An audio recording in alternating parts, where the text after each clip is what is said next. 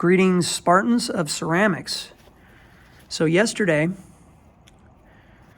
I had a demonstration showing you how to add feet to your pinch pot.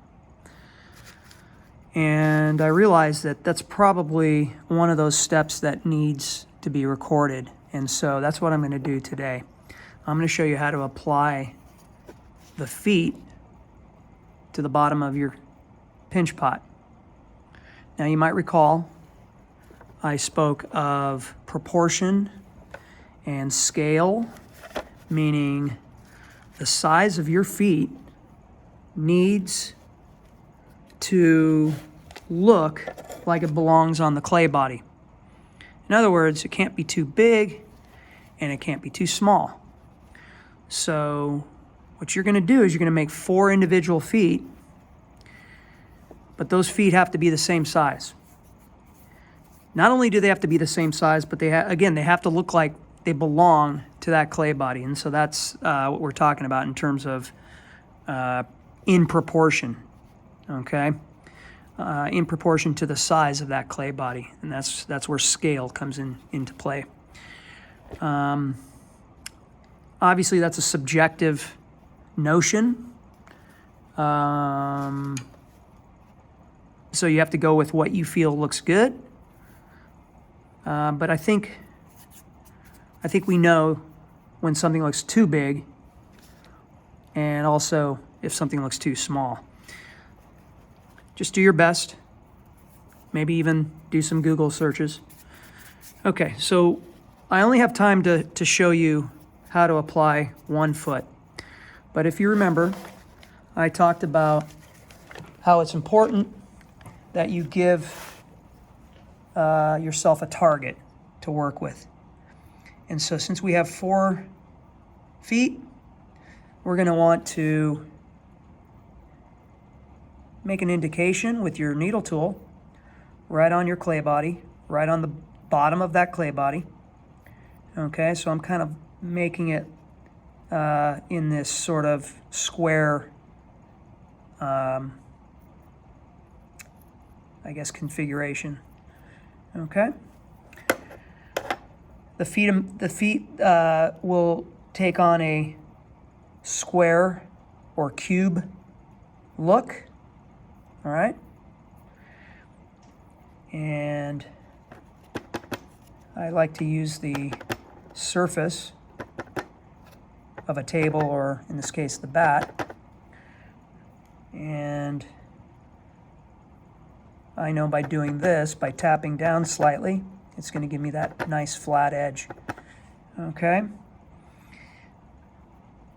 At some point when we allow our clay to dry a little bit to get to that leather hard quality, we can then clean up some of the clay by shaving off some unwanted, remove some of that clay just to make it look better. So right now what I'm doing, this is known as scoring.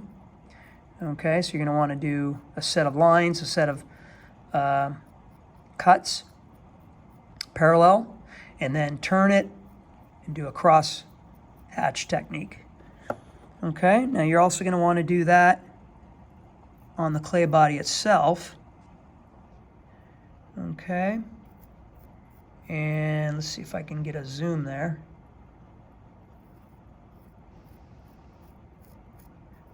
Okay, so give it a little roughness, a little texture.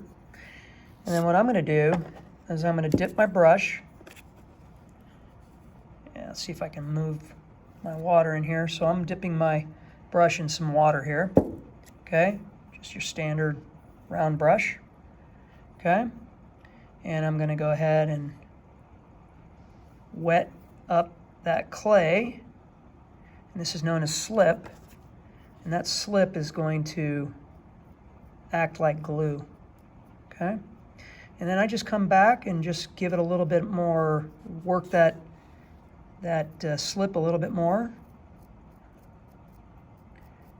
And these 2 pieces are going to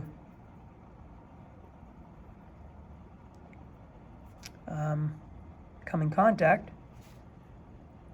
And then what I like to do is I kind of like to twist and push a little bit downward onto the